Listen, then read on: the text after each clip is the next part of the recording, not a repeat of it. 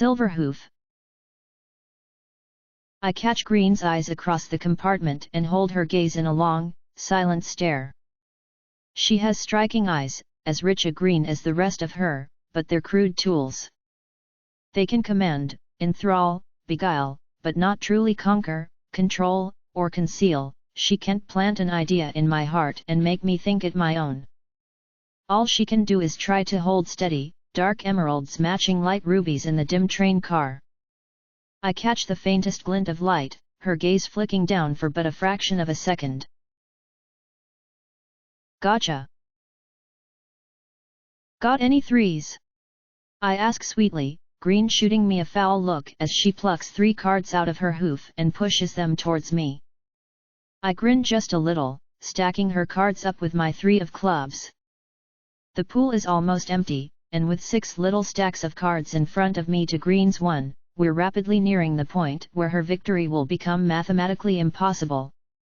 She knows that, and I know that, so I'm sure to grin enough to show I'm enjoying it, but not so much that I'm rubbing her muzzle in it, just enough that I'm not patronizing.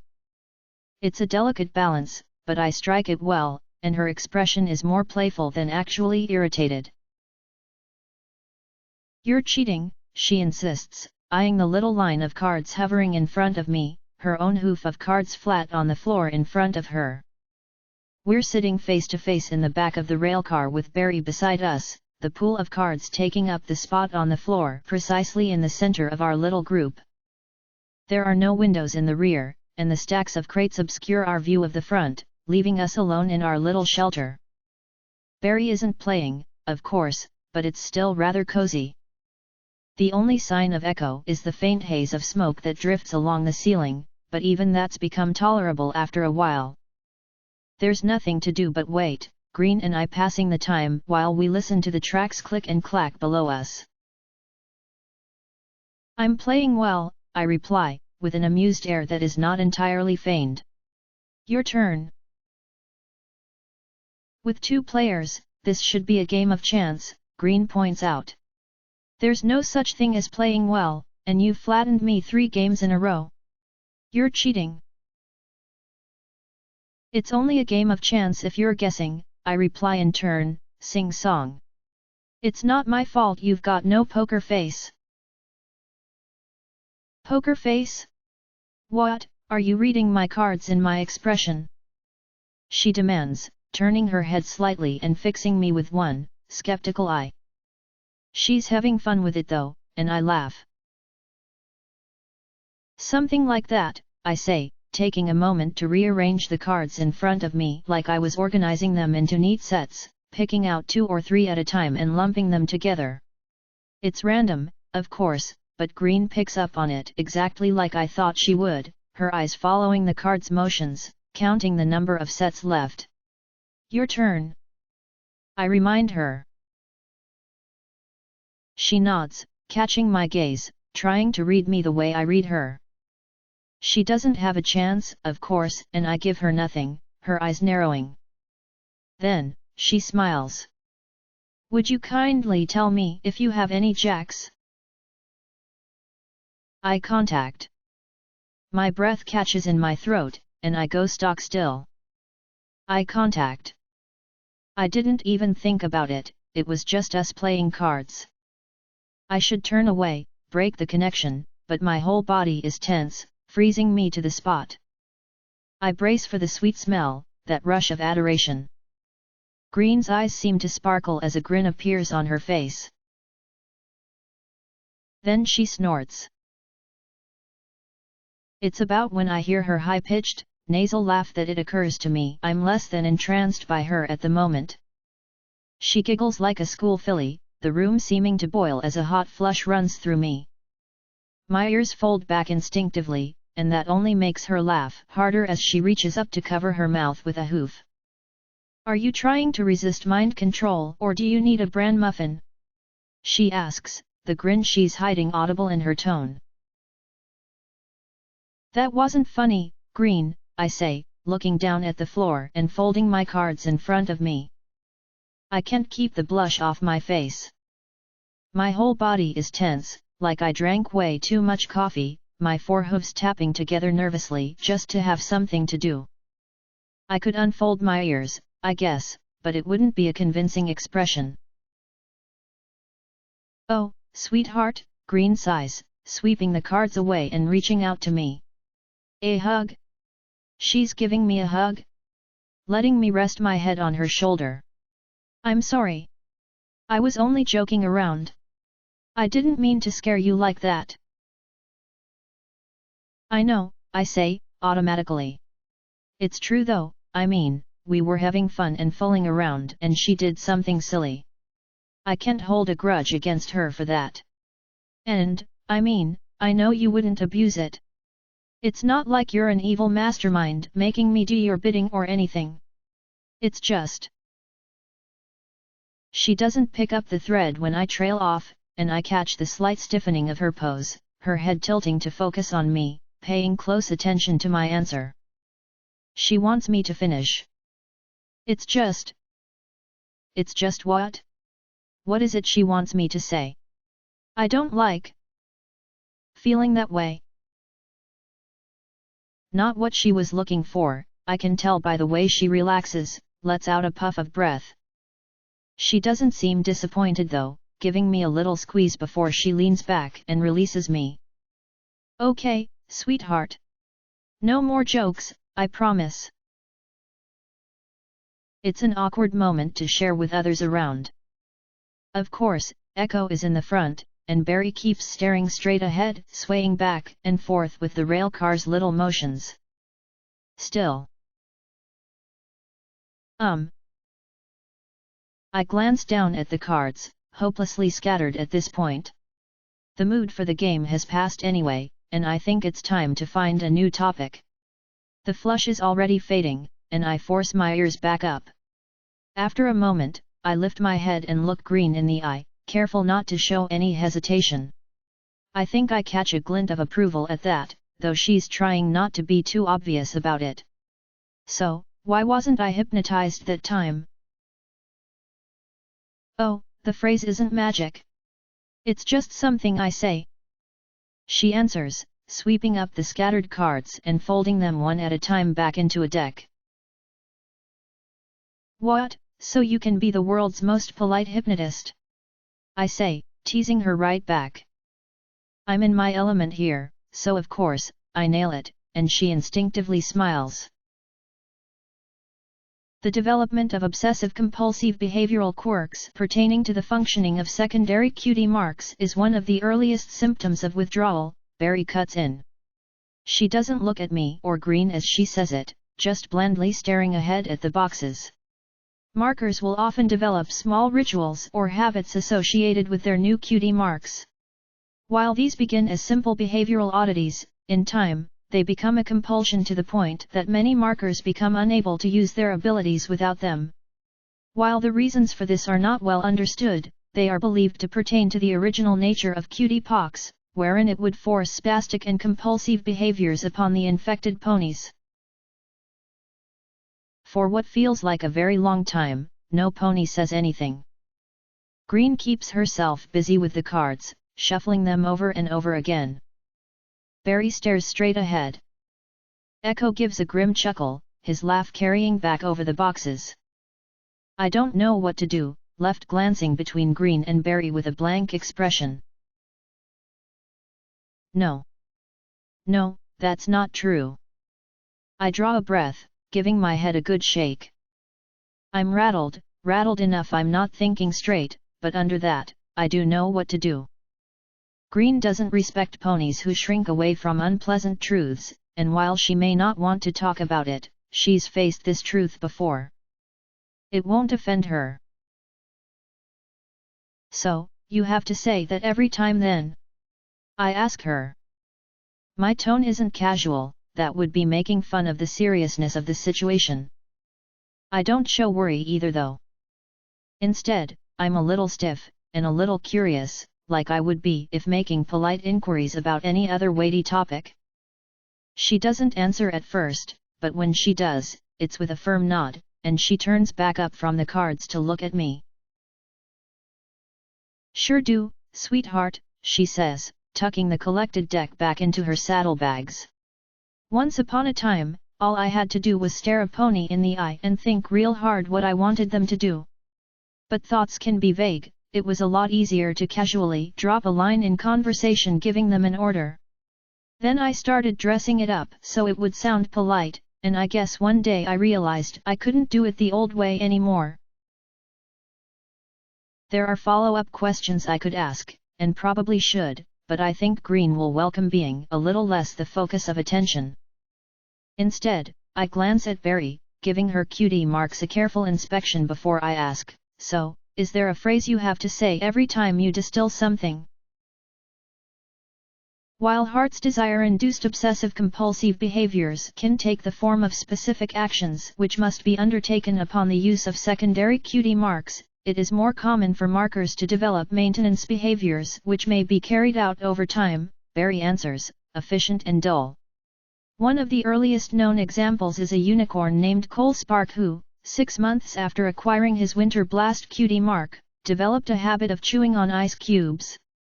He insisted there was no link between the two, but when denied the ability to engage in the behavior, would become irrational and aggressive, and lose the ability to use his secondary talents. This case is considered typical both in the nature of the action, and in the fact that he was unaware of the compulsion. Right. I say slowly, tapping my jaw with a hoof as I mull her words over. With everything that's happened, I haven't exactly had time to stop and think about the details of how the city functions. But if I'm going to be leaving soon, and hopefully getting the princess to save this place after, it might be prudent to know. So then, you might have some obsessive behaviors, but you probably wouldn't know if you did. Correct, Berry nods. Of course, it doesn't bother her, but Green also seems to be taking it well. Maybe Berry's academic tone has distanced her from the embarrassment of it, or maybe she's happy to teach me. Do you have any others, Green? I ask, turning back to face her. Sure don't. Echo's voice drifts back over the piles of boxes, a dark chuckle carried along with it. Sweetheart. Oh, pony feathers. Green's reaction is quick, a whole set of emotions flashing across her face in barely a second.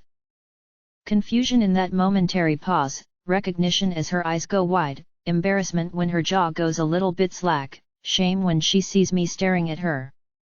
Last of all, strongest of the set, is anger. All those earlier reactions vanish as her eyes narrow, her face twisting into a grimace as she shoots to her hooves. I try to stammer something, but she shoves past me before I can, storming around to the front of the railcar. It's a nickname, she snarls at Echo as Berry and I rise in turn, following her around the stacks of crates to the front. She's fixing him with the most toxic glare, her grimace so sharp it's like she's an animal baring her teeth. He's turned to face her, but he doesn't seem bothered. In fact, I think he's smiling a bit, like this was all one big joke. Is it? He asks, his eyes briefly flicking in my direction. Wait, what was that? That was intentional, blunt even, with the pause he's letting hang to make sure she noticed. Well, I suppose you would know best, Ms. Apple. He answers, calm and amused. Don't you take that tone with me. And don't call me that. She snaps, her accent coming on thick as she loses her composure. Is that because he looked at me? She's not turning her head back, but she's so tense, she might be willfully suppressing that instinct. Is Echo trying to humiliate her in front of me? I can't get much from him, and he smiles and shakes his head, letting out a deep, reverberating chuckle. It's your name, isn't it? He asks, unmoved, matching her gaze without fear. Green Apple? Or would you prefer I call you by your nickname? What was that charming little sobriquet they had for you back in the day? Green with, oh, something. It'll come to me. He's smiling, not a trace of cruelty in his tone, but it's there, as sweet and toxic as everything else in this city. He settles back on his haunches, taking a draw off his cigarette and blowing the smoke thoughtfully upwards. I'm not one to judge, of course, gossip can be so unfair.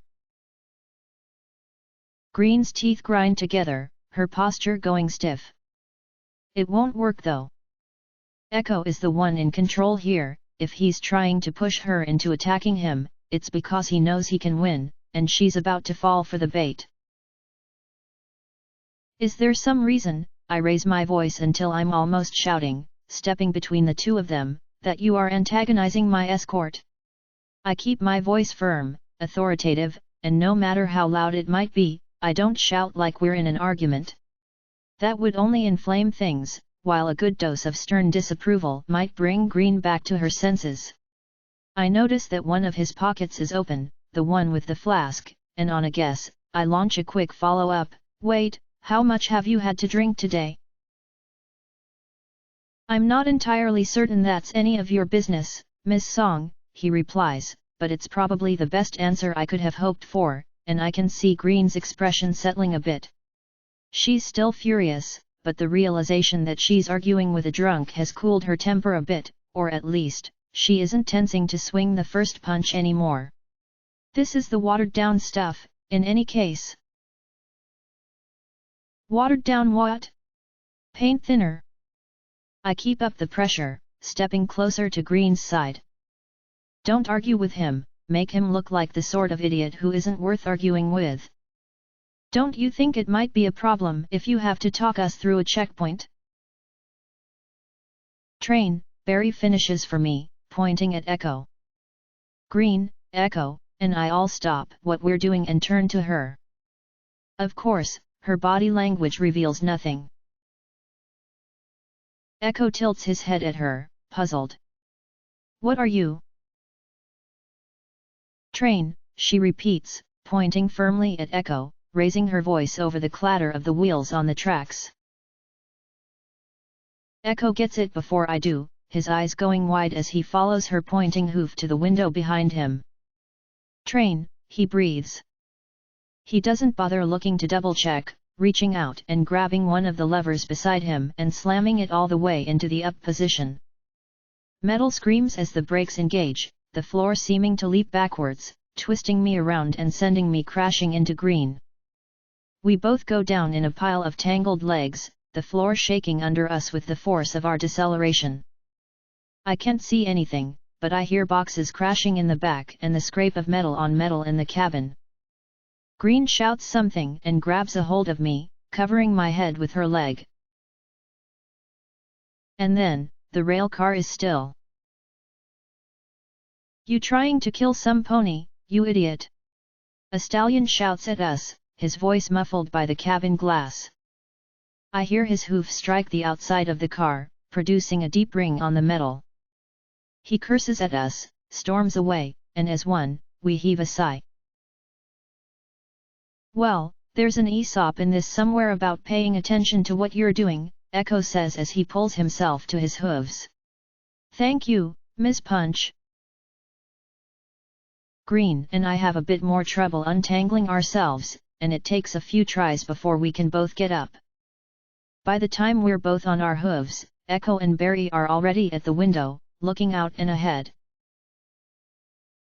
True to Barry's word, there's a train stopped not 5 paces ahead of us, and I think my heart skips a beat when I realize how close we came to a full-on crash. The corridor around us is wide, perhaps 20 paces across, gently curving to the left. I can see that there are quite a few cars backed up on the rails, at least a half dozen before I lose sight of them around the bend. It's an even mix of passenger cars and freight, and there are a few ponies milling around outside, including a stallion nearby, who I assume is the one that yelled at us. The walls are mostly bare other than a few shops, but those all seem to be closed, those metal bars lowered over the front. For a moment, the car is quiet while we all evaluate what's in front of us. Green is the one to break the silence. We should back up, she says, the earlier argument forgotten in light of more serious matters. Take another route before we get stuck here. Take another route to where? Echo asks, shaking his head. There are lots of other routes to Security Station Mirana, and there are lots of other routes to Neptune's Bounty, but this is the only one that coincidentally passes near both. He pauses, brushing his lips together as he seems to notice that he's lost his cigarette. This unnatural state of affairs must be corrected at once, of course, and he wastes no time drawing another cigarette out of the pack in his pocket. No, we'll have to wait until the jam clears. It shouldn't be a problem. We're inconspicuous, just one of a lot of stuck cars. So while we're talking about obsessive behaviors, is there any time you're not smoking like a chimney? I ask, shooting him a dirty glance. He's right, of course, but his plan involves a few hours of sitting in a railcar with nothing to do but murder each other. Best get back to defusing that argument now. Besides, he can't make fun of Green like that. Well, I'm not smoking right now, he answers, glancing pointedly at my horn and then down at the unlit cigarette. Grow your own horn, I snap back. It comes out harsher than it should have, but I won't say I didn't enjoy it. A quick glance at Green confirms it's having the intended effect. The glare she shoots him is contemptuous, but not furious, a smoldering anger that doesn't extend to her hooves or weapons. An intriguing suggestion, Ms. Song, he says, his tone dry. But I do believe you've misinterpreted my intentions. While Ms. Apple's outburst was amusing. He chuckles, but this time, Green doesn't rise to the bait. It was not my intention to slight her. Merely to point out the flaw in Ms. Punch's reasoning. Which is? I ask. Normally, in this case, it's best not to engage, but I get the sense that he'll go on if I ask or not, and at least this way, I have some control over events. Green seems content to keep quiet for now, flicking her eyes between the two of us. That if you go searching for something, you are sure to find it, he answers, casually. I habitually smoke, drink, and refer to ponies in the formal style, and if I were a marker, I've no doubt she'd quickly diagnose me with all sorts of nervous disorders. Your escort is no less cruel in her judgments, but to herself instead of others. He turns up to look at Green, matching her gaze and smiling. That's all that I found funny, Ms. Apple. I do apologize if I offended you. It's a pile of horse apples and we all know it, but for the sake of civility, Green pretends she's too stupid to realize that. You have a unique sort of diplomacy, officer, she grumbles, glancing him over. But accepted. Guards. Barry raises her voice, pointing outside, and for the second time in less than 10 minutes, I realize we all let ourselves get turned away from the window. No wonder Trixie trusts Barry more than the rest of us. Looking ahead, and I can see two figures in black working their way down the line of stopped cars, opening them one at a time and speaking to the ponies milling around outside. Well, time for you to earn your pay. Green starts, but Echo sharply raises a hoof for silence. He leans up towards the glass and peers into the distance, squinting at the approaching uniformed figures. Problem, he says. I know those ponies. They're part of Thunder Lane's unit, and Rainbow Dash has him searching for you. This isn't a regular stop. I feel my breath catching my throat, and I peer harder at the glass, trying to see how many there are. We need to back up then, I say, glancing at the controls and then back to the window. Get out of here before. No, Green says, reaching down to put a hoof on my shoulder. She lets it rest there for a moment, giving me a faint pat. My heartbeat starts to return to normal, and I didn't even realize it had sped up. No, if they knew what train we were in, they'd have arrested us the second we left Tethys. Echo. I'm not sure, he mutters. Last I heard, Thunder Lane lost your trail in Tyara Tower. This must be new since this morning. For a moment, he's stone-faced, peering at the guards making their way towards us. Well, at this point, they've seen us. If we run, they will know what train we're on. Ms. Punch relaxing in the back, Ms. Song and Ms. Apple up here, we've got nothing to hide. He glances between me and Green, and then catches her eye. Keep Ms. Song covered, crates on one side of her, you on the other. Her distinguishing marks are on her sides, let's not let them get a good look. Barry moves into position in one smooth step. I start to move to my own place, but Green catches me again. Hold on, sweetheart. Let's check that makeup real quick. It was a good thought, my disguise did get a little smudged in that tumble green and I took. She fixes it up in a few quick strokes from her makeup kit, and when I snuggle up against the boxes, she moves to stand on my opposite side. Of course, that doesn't take more than 30 seconds, and the guards are still a way ahead of us, giving me plenty of time to sit there and worry. This is an introductory acting lesson, look casual, don't show how nervous you are, but I feel tense anyway. It's kind of silly, really. I'm the real actor, and Green is the cheap model, but with us side by side, I'm practically breaking out in a sweat, and she's casually taking the time to brush up her own makeup. I like sweetheart, I say, just to have something to say, just to break the silence. If I was alone, I could talk to myself and get properly psyched up for the role, but I think Green would judge me for that. Why did you start calling me that? Oh, it's an Apple family thing. I thought it was nice. She answers, catching her reflection in the little mirror in her makeup kit, working a brush around her eyes before reaching for her horn file. You're a sweet young mare, and your name seemed a little unfriendly. I never liked those stories, sailors being lured to their doom and all that. Fire below decks. Are you okay? Green asks, pausing in her filing and leaning over to try to catch my gaze. You look like some pony just walked over your grave. I stammer, trying to put my thoughts back together, trying to figure out when they flew apart. I'm fine. I manage, shaking my head, like that would knock the thoughts back into their proper places. It doesn't help.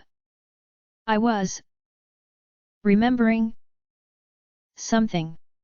What you said brought it to mind. The sailors on the ship that brought me here. One of them, he made that joke, that he and the crew must be very brave, letting a mare named Siren lead their ship to a mysterious rocky island. He's dead now.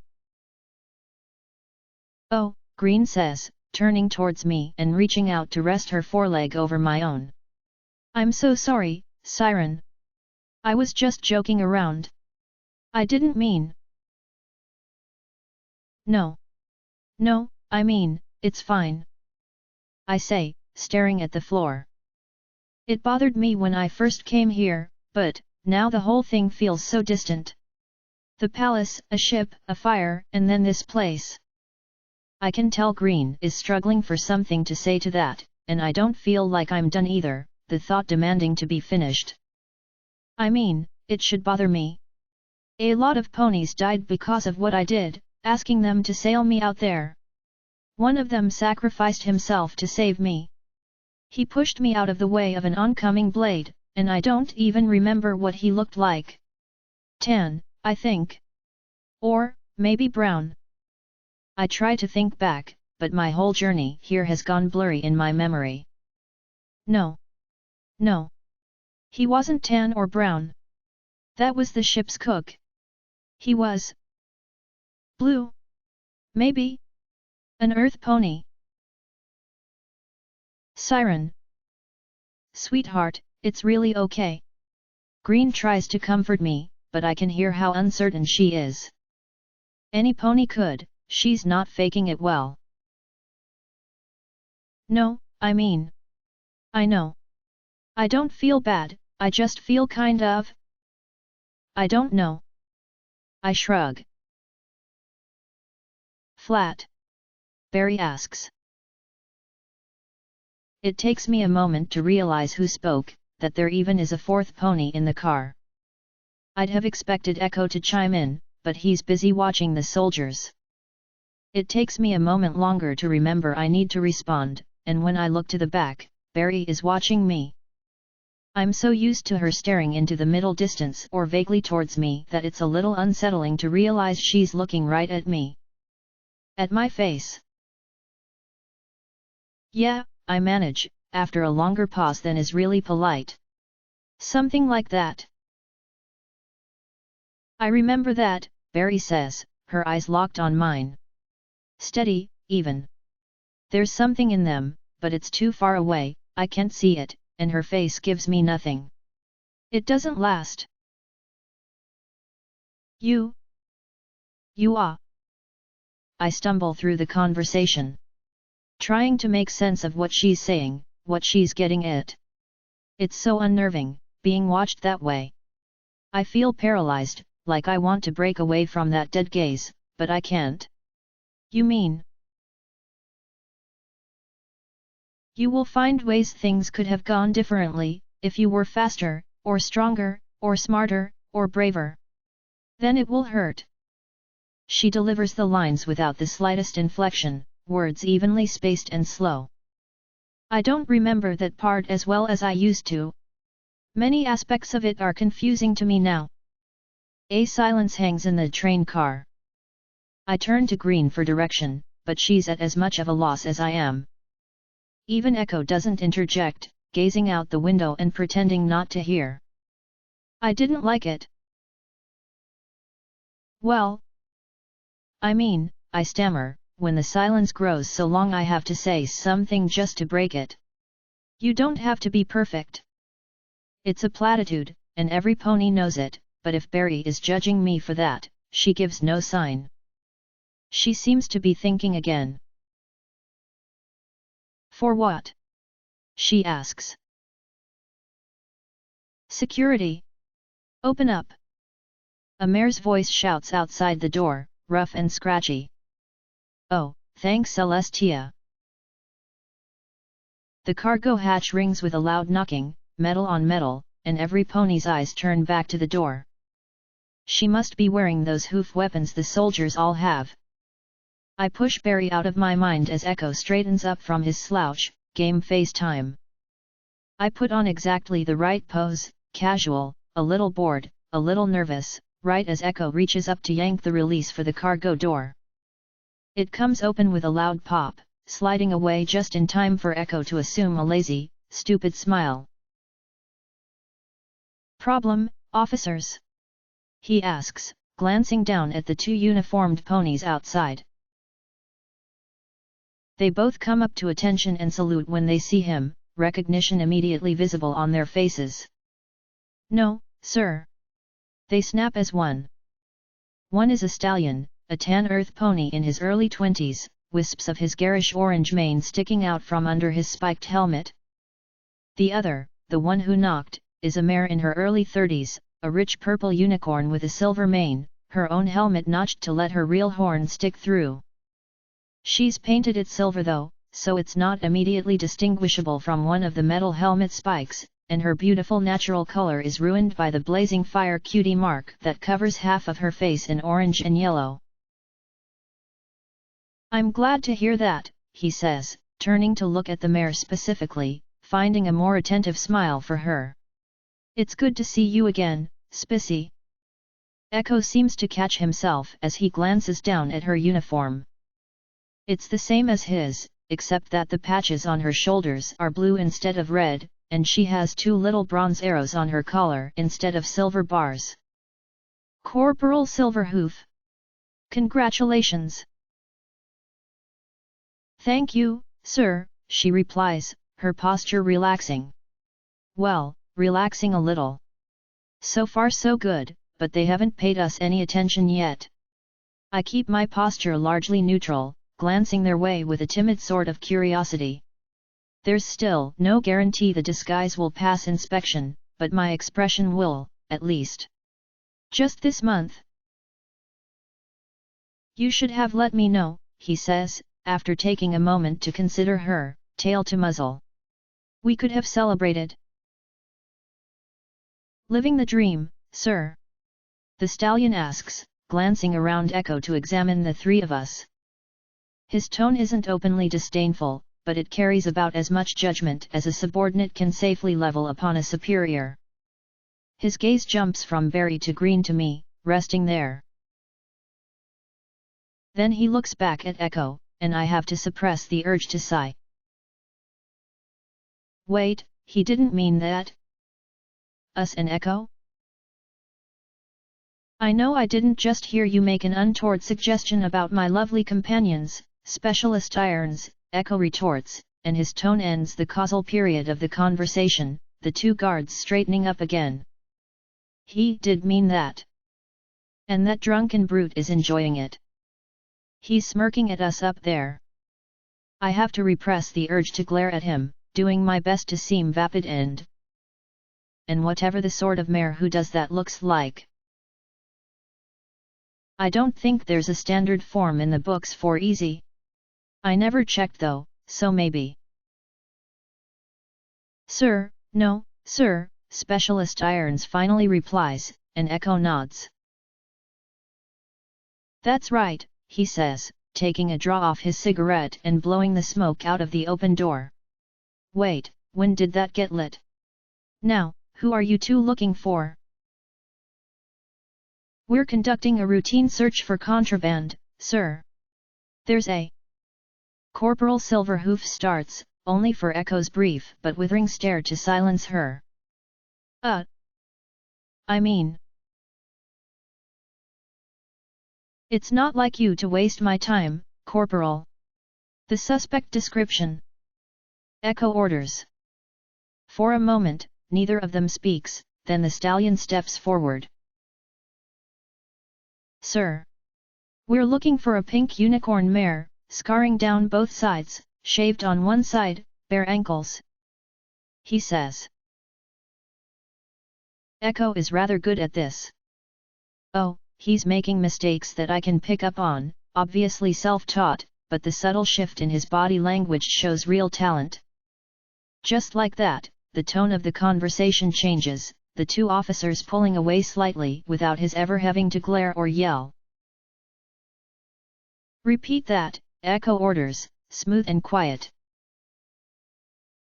Sir, Specialist Irons starts, more slowly this time, we're looking for a pink unicorn mare with scarring. Specialist. Corporal. Echo speaks, his voice slow and calm. That makes it worse. I am aware that Lieutenant Thunderlane does not hold you to the same standards that I did, but I recall promising you that if you ever gave me a suspect description that started with a coat color and breed, I would take a bottle of dye and a false horn, wrap them up, and beat you to death with them. When the surge of anger comes, it comes all at once, his wings flaring outwards as he leans forward, putting his full effort into bellowing. Bizarrely, I notice he somehow manages to hang on to his cigarette while doing it. Years of practice, I guess. Corporal Silverhoof tries to defend herself, stammering out a quick, "Sir, the intelligence report indicates." Then the intelligence officer can find the fugitive for you if he knows so much. He snaps, forcing her into silence. The intelligence report is usually wrong, Corporal. You used to know that. Now, I will ask you again, who are you looking for? At first, they don't answer, the silence growing long and uncomfortable. I'm careful to show it, glancing down at the floor hesitantly at first, then turning my head away almost entirely, awkwardly fiddling with my hooves. Finally, the stallion speaks. Her original cutie mark has a star in it, he says, hesitantly nodding. Something else too, but definitely a star.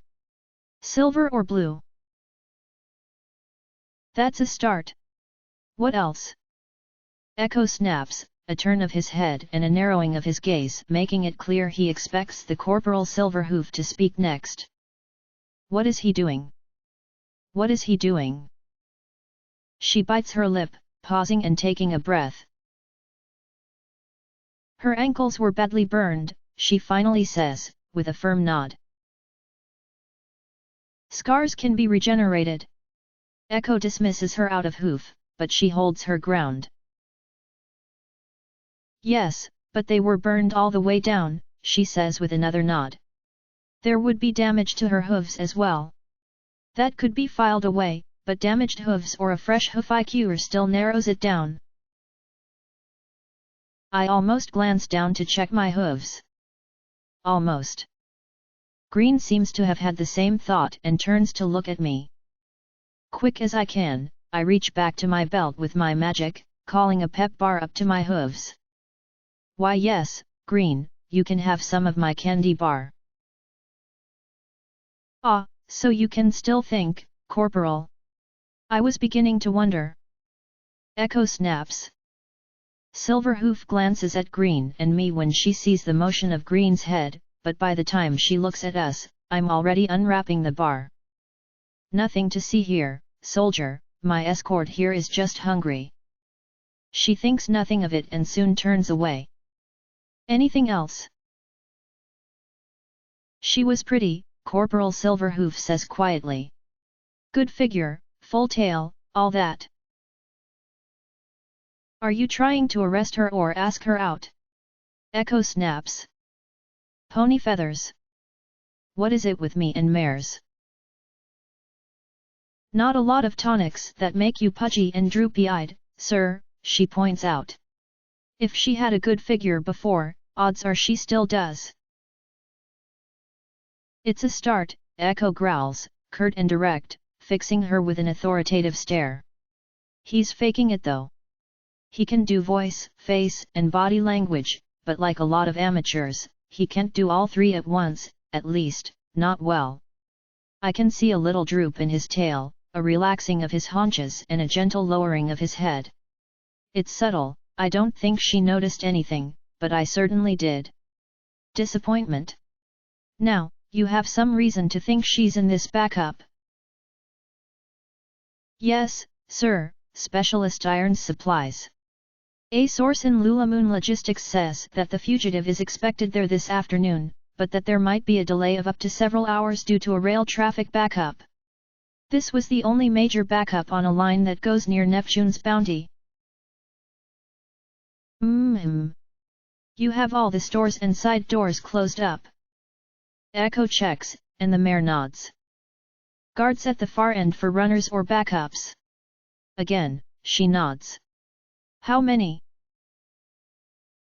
4. Cottage, Prancer, and the twins. She says, direct. Salt and pepper?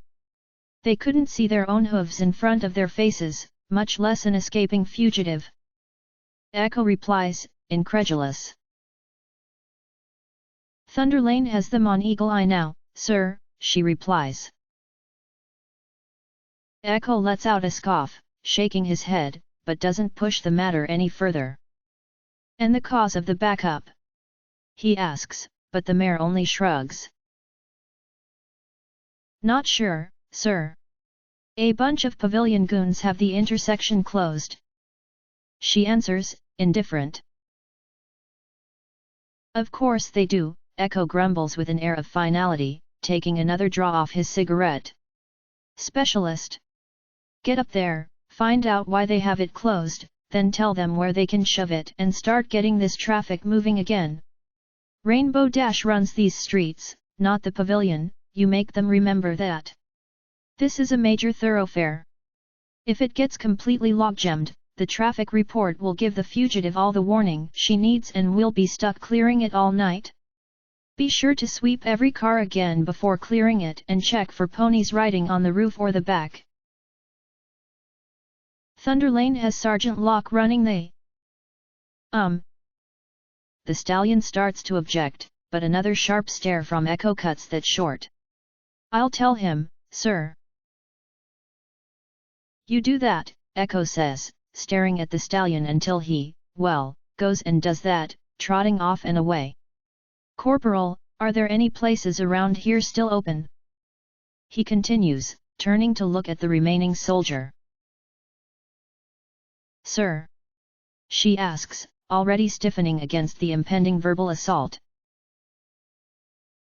Corporal, let's pretend for a moment that I'm not going to leave my dates in the hot train car for hours on end while I go yell at your idiot superior, he snaps, dry.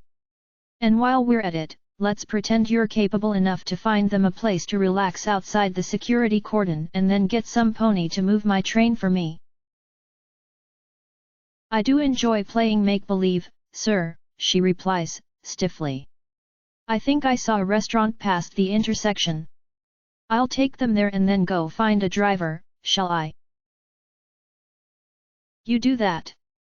Thunder Lane is up ahead, right? Echo asks, and she nods. He turns back to us then, glancing at the three of us one after the other. I do apologize, ladies, but it.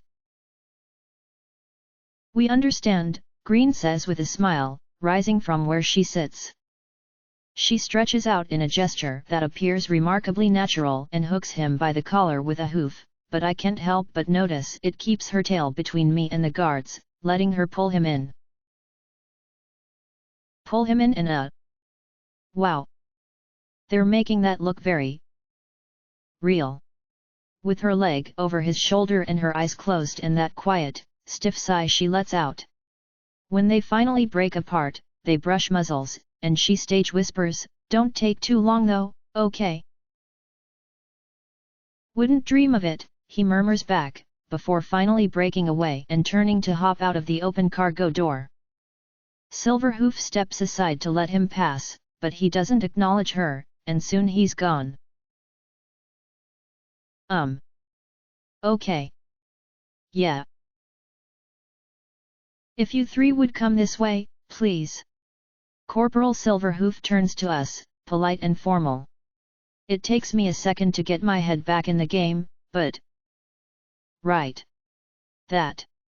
Barry steps up at once, stopping next to me, and I realize it's so when I get up, she and Green will be on either side of me. Green seems to realize it too, and the three of us make it look good, climbing out of the car and onto the street. Now, before we go, I'm going to have to ask you not to repeat anything you just heard. We're in the middle of a sensitive operation here and don't want word getting out. Don't worry, we know how to keep quiet, Green assures her, calm, if a little too casual. My cousin works in security, he told me that you can't say a word in a public area without Neptune's bounty finding out about it. I heard that Trixie has spies everywhere. Well, it's not quite that bad, Silverhoof assures her with a calming tone and a bemused smile, raising a hoof as if to physically push Green's rumor-mongering away. Still, you understand how serious a matter this is. Yes, Barry agrees. We wouldn't want that information falling into the wrong hooves. Never have I been so glad for her perfect poker face. Good then, Silverhoof agrees. Follow me. Soon enough, she's leading us, and we're walking up the line of stopped train cars, past the waiting crowds of ponies, the soldiers searching them, the locked-up shops, and guarded doors.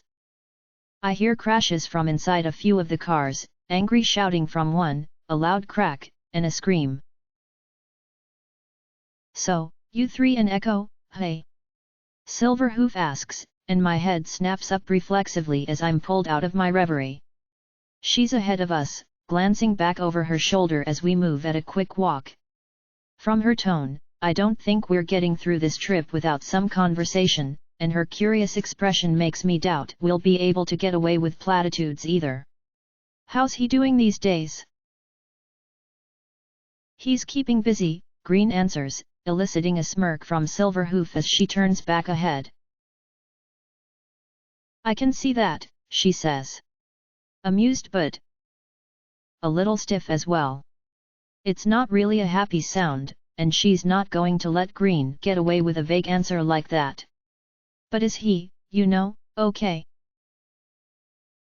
I can tell that Green is going to answer with another generality and Silverhoof is going to keep harping on that point, so I cut in right as Green is opening her mouth to speak.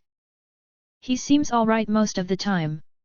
I've never seen him go off on a pony like that before though. Did he always yell at you like that?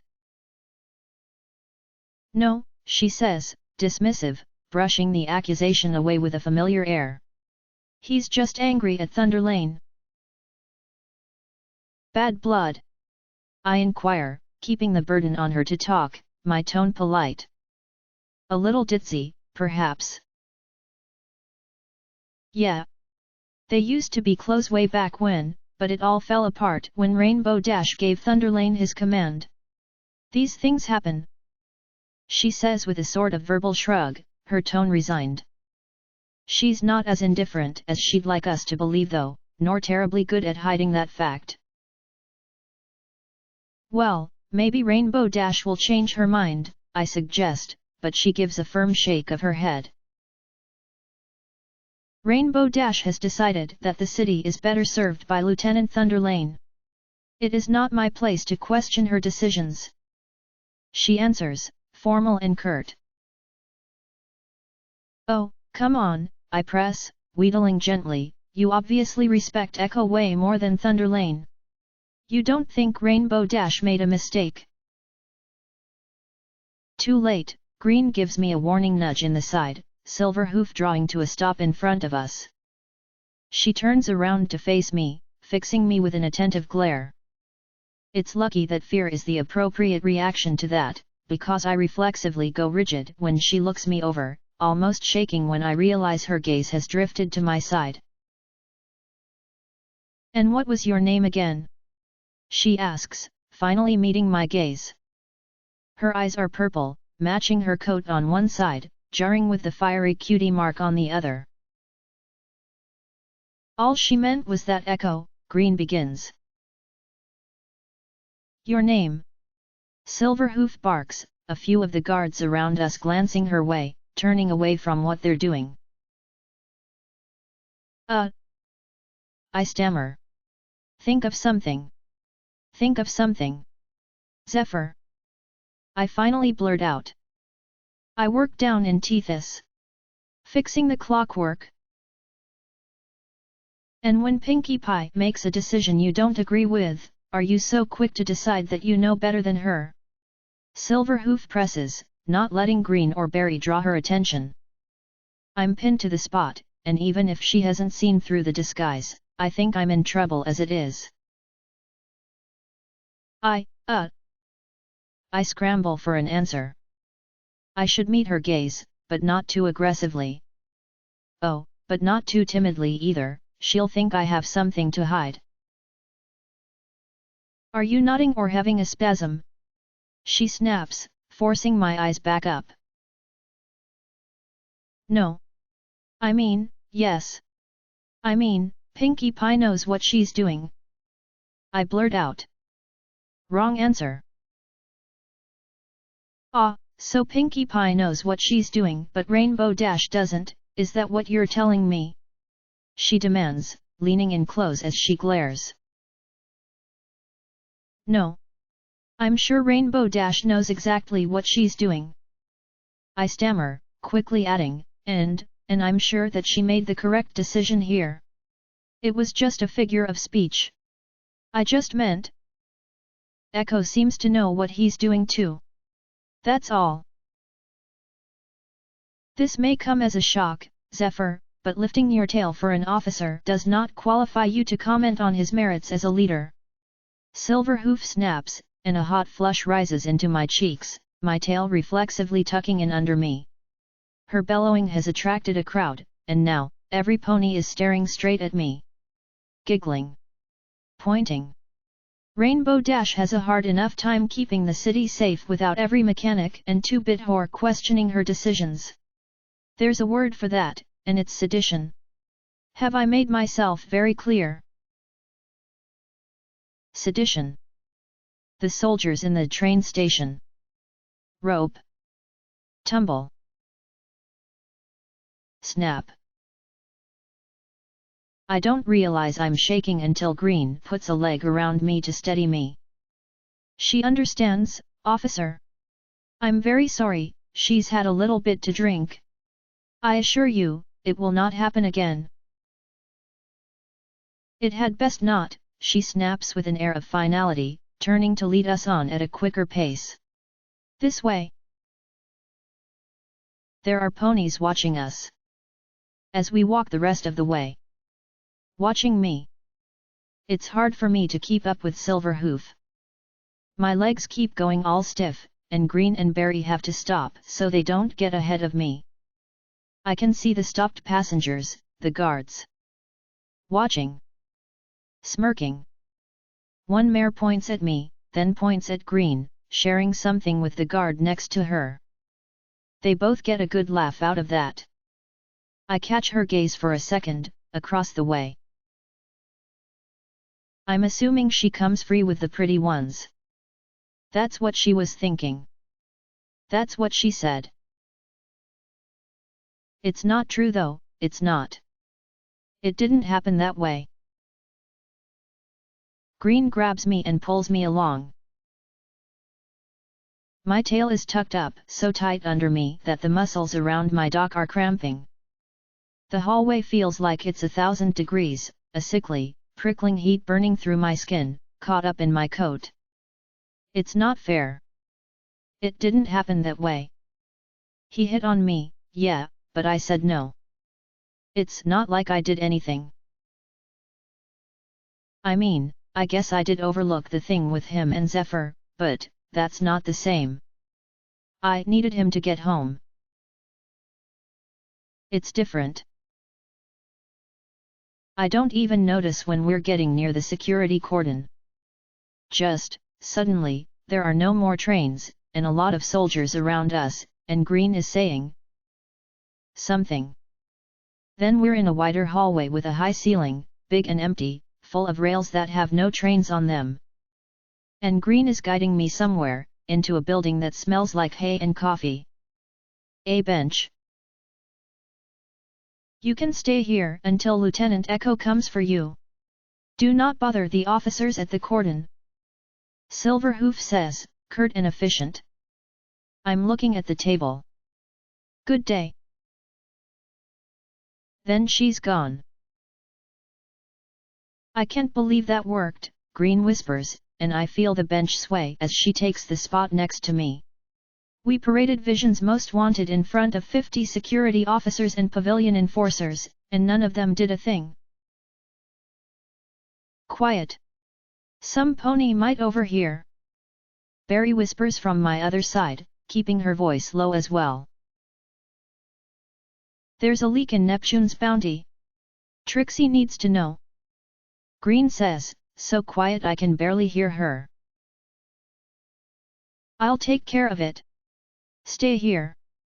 Barry answers, and then she's up and gone. I keep watching the table. I don't like this table. It's all scratched up. And it's covered in coffee stains. Nicely done back there, sweetheart, Green says, ruffling my mane. You took it on the chin like a real champion, and now you'll be back home in no time. I don't look up. Sweetheart. Green repeats herself, leaning in and around me to catch my gaze. You okay? Fine, I answer, glancing up a little. Why should she be bothered? She actually did kiss him, just to make the part look good. All I see in her face is confusion, and a little worry, I guess. It was embarrassing, that's all. I'm not used to being embarrassed that way. Oh, sticks and stones, sweetheart, don't worry. She dismisses me with a little wave of her hoof, the concern leaving her voice. No pony will remember that an hour from now, much less days from now and half a world away. You're home free. Her tone is airy, friendly, encouraging. In a play, when some pony says that, it's usually a sign that things are about to go horribly wrong, I murmur, staring down at her chest, right where her neck meets her body. I don't feel like looking her in the eye right now. Oh, sweetheart, Green says, with a silly little smile. You don't believe in all that superstitious nonsense, do you? No, I answer. No, of course not. For a moment, Green doesn't say anything. Here, she finally says, her tone forcibly casual. I'll get you some coffee. You'll feel better. And so we wait. Green comes back with coffee and hay, and sits next to me again. I'm not hungry. I hate coffee anyway, and the hay smells a little dodgy. Hay shouldn't glisten. Some time later, Barry comes back. She doesn't say much, just, resolved. And then we're back to waiting. Eventually, I tilt my head up.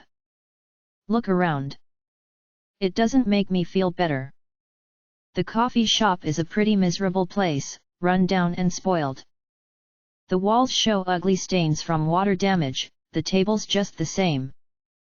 Once, the floor was wooden, but now it's so warped that it rolls like a gentle sea, and you can see the white stone through the cracks that have opened up. A shimmering layer of water too. It's full of ponies, but they don't seem happy to be here, staring at their tables or poking at untouched cups of coffee.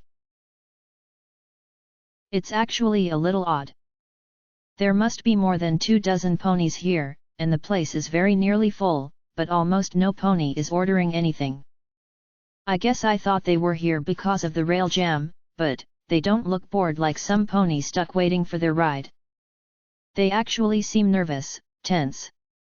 Some of them are really cleaned up, with makeup and clothes and brushed manes and everything. Some are flipping through little books or piles of paper. Most are glancing around, not speaking to each other, not making eye contact. Green, something's wrong, I say, sitting up, examining the room more pointedly. It's not just me, every pony here is really on edge.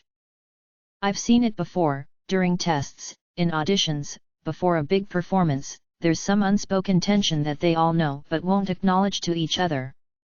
Something that's about to happen. Relax, sweetheart, she coos. Everything's going to be. No, Green, look, I hiss, lowering my voice. No pony is ordering anything, they're all glancing at the door. They're waiting for something to happen, and the street was closed off.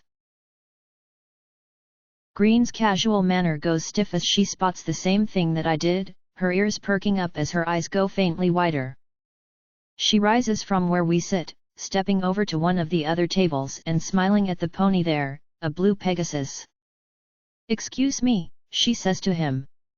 Would you kindly tell me what every pony is waiting for? Oh, sure thing, miss, he says, grinning like an idiot as he stares up at her, wholly enraptured in an instant. Rarity is doing an audition today for her new model. She'll be here any minute. Green goes stock still, her breath freezing in her throat. She doesn't bother with subtlety, tearing across the room to the window and looking out at the street. Ponies let out startled shouts in her wake, and the sound of her quick, panicked breaths tells me everything I need to know. She rushes back towards us, knocking our table to the ground as she sharply yanks me to my hooves. Siren, time to go. Hey! Shouts one of the patrons. A unicorn, black and soft blue, rising from his table. His horn shines with that sparkly twilight shade, and he draws a brutal chopping knife out of a belt. A machete, I think. You need to. Would you kindly give me that knife? She asks, fixing him with a sharp stare. He hesitates, the weapon trembling back and forth. Maybe he's strong-willed, maybe it's the situation, but he doesn't obey right away, biting his lip. Oh, forget it, Green snaps, the crimson glow of her magic surrounding his chair moments before it spins through the air and impacts the back of his skull with a sickening crack. She catches his weapon before it falls, not bothering to watch him hit the ground. Then, pandemonium. A mare screams, and the herd bolts for the exit, tables crashing, ponies running around us. Security! bellows the pony behind the counter. Green yanks me forward and hurls the knife. I stumble, and don't see it hit, but I hear the rough thump of impact. We're moving towards the back, and Barry is there now, scrambling over the counter, pulling open the door to the storeroom. Green, you're hurting me! Green! I'm shouting, yelling, but Green ignores me, dragging me around the counter. I try to pull away, and she grabs my front left leg with her magic. My shoulder muscles scream in pain as she yanks me ahead, wrenching me forward. I see the shopkeep as we go, a greasy, sickly pink earth pony stallion. Green rips the weapon out of his skull as we pass his prone form, and she shoves me ahead. It's dark, cold, and I'm not 2 steps in when I hit a shelf, the metal slats biting into my side. How can they not have a back? Green screams, something metal flying through the air behind her and hitting the wall with a loud crash. I pull myself up, pots and pans jangling around me. We're in a storeroom, shelves, crates, and in the back, there's a small, open elevator full of boxes. A small elevator, controlled by a lever beside the door. A large dumbwaiter really. There are no doors, no controls on the inside, not even a floor, just a fragile wire cage with wooden slats on the bottom and a cable connected to the top. Green is wrenching the boxes out of it, her magic ripping them from the lift and hurling them blindly into the storeroom behind us. In! She shouts, leaping ahead into the lift and dragging me with her, Barry not far behind. Green doesn't wait a moment, reaching out to slam her hoof against the controls so hard they rattle in their frame. Above us, I can barely hear a faint, sickly whine. Why aren't we moving? Green shouts, beating at the controls so hard the lever threatens to snap off, as though pushing harder on the switch might make the lift move faster. We're overweight, Barry answers, without the slightest sign of worry or fear. She lifts a hoof, pointing to the corner of the lift, and a sign there I hadn't noticed, informing us that the maximum capacity of the lift is 1000 N. What's an N? Siren, help me! Green orders, her horn shining as she grabs the lift car around us. I help all I can, with my own feeble telekinesis, and I can feel the car shake. I'm giving it all I've got, my horn burning, but it's not enough. We lift a few feet, but it's already clear green and I can't keep this up, and when I let out an exhausted breath, we sink back to the floor. Still too heavy, Barry says. We should be able to. Green turns away from Barry, leaning onto her forelegs, and her rear legs lash out and up, a powerful kick that catches Barry in the chest and sides. She's picked up off her hooves, hurled towards the exit, but the angle is wrong, and she smashes hard against the doorframe outside the lift. I hear the sickening crack of impact, the crash as she hits the metal, and then she slumps to the floor. Green doesn't so much as check to see if she's alive, wrapping Barry in her magic's glow and hurling her back into the storeroom. She hits a shelf, and with a clatter and roar, it tumbles on top of her, spilling its pots and pans out onto the floor.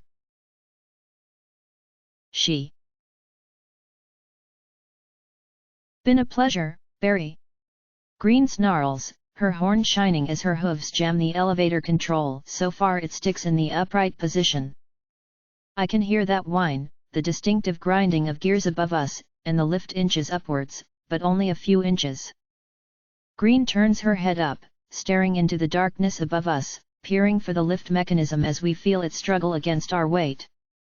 But after a moment, the whine grows more intense, more pained, and the lift drops back into its slot. We're still too heavy, I say. I don't get it. We were barely too heavy with Barry, ditching her should have worked. Think, Siren. The winch can't lift us? What if we got on top of the lift car? Without its weight, if I got on your back, we might be able to. Green is looking at me. Green. I ask her, a moment of silence hanging in the air. My, a mare's voice breaks the silence. Smooth. Cultured. With just a trace of an aristocratic accent. This certainly took a grim turn. End of chapter.